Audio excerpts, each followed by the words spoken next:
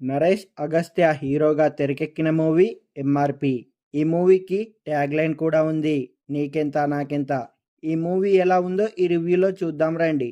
ఈ MRP movie విషయానికొస్తే, ముగ్గురు స్నేహితుల పేర్లలోని మొదటి అక్షరాలను కలిపి ఎంఆర్పి అని టైటిల్గా పెట్టారు.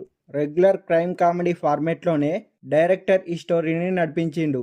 ఫస్ట్ హాఫ్ కాస్త నెమ్మదిగా సాగుతుంది, కానీ వెన్నెల కిషోర్ గారి ఎంట్రీతో స్టోరీలో ఇంట్రెస్ట్ అనేది కలుగుతుంది. పోలీసుల ఎంట్రీతో సెకండ్ హాఫ్ పై ఇంట్రెస్ట్ పెరుగుతుంది. ముఖ్యంగా పోలీసులతో కమీడియన్ సుదర్శన్ గారు, రాజ్కుమార్ గారు చేసే కామెడీ మనల్ని బాగా నవ్విస్తుంది.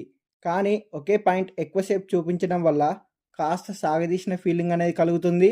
మందాగిని ఫ్లాష్ బ్యాక్, అలాగే చివరిలో వచ్చే క్లైమాక్స్ సీన్స్ డీసెంట్గా ఉన్నాయి.